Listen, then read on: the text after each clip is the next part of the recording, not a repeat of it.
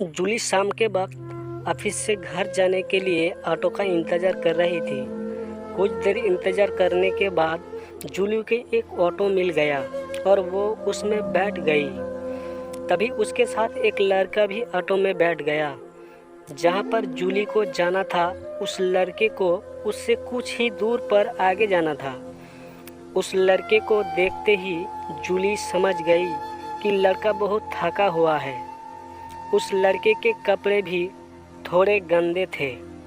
Auto में बैठने के 10 मिनट बाद ही उस लड़के को नींद आने लगी। वो लड़का कोशिश कर रहा था कि नींद ना आए, लेकिन उसको नींद आ जाती है और वो सो जाता है। करीब 5 मिनट के बाद उस लड़के को गहरी नींद आ गई और उसने उसका सर जूली के कंधों पर रख दिया।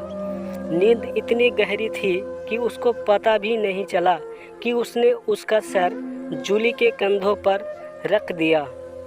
जूली को उस बात का एहसास था कि ये लड़का बेचारा पूरा दिन काम करके थक गया है, इसीलिए उसने उस लड़के से कुछ नहीं कहा।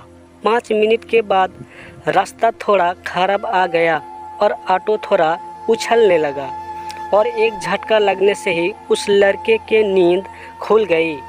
नींद खुलने पर उस लड़के को एहसास हुआ कि उसने अपना सर जूली के कंधों पर रख दिया था। उस लड़के ने तुरंत जूली से माफ़ी मांगी और कहा कि मैडम, मुझे माफ़ कर दीजिए, प्लीज़ मैडम, मुझे माफ़ कर दो, मुझसे गलती हो गई है। मैंने जो किया उसके लिए मैं बहुत शर्मिंदा हूँ, प्लीज़ माफ़ कर दो। वो लड़का लगातार जूली से माफ़ी मांगता रहा।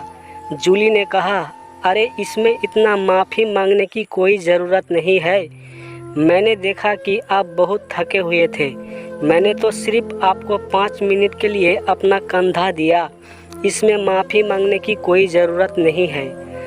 तुम क्यों इतनी माफ़ी मांग रहे हो?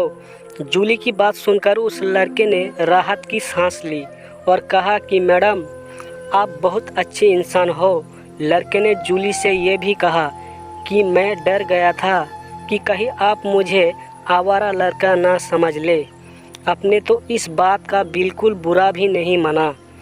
अगर आपकी जगह पर कोई दूसरी लड़की होती तो वो मेरी इस हरकत के लिए पुलिस में रिपोर्ट कर देती। मैडम, मैं एक अच्छे परिवार से हूँ और कुछ दिन पहले ही मुझे मार्केटिंग की जॉब मिली है।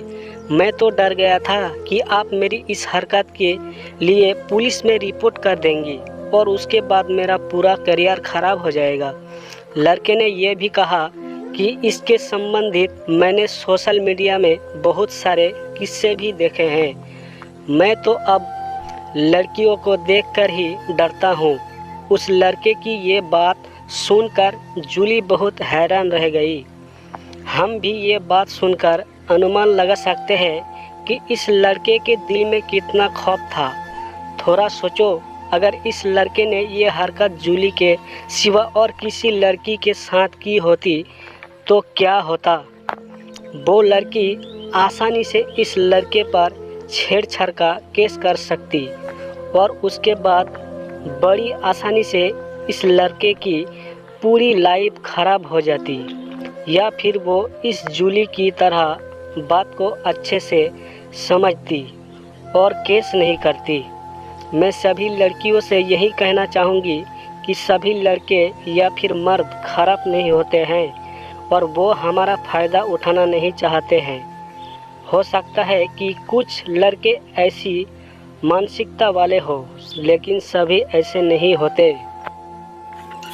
हमें हर लड़कों को शक और घृणा की नज़रों से नहीं देखना चाहिए और मैं सभी लड़कों से यही कहना चाहूँगी कि सभी लड़कियाँ बिना सोचे समझे लड़के पर केस नहीं करती है। इसके लिए आपको इस लड़के की तरह लड़कियों से डरने की कोई ज़रूरत नहीं है।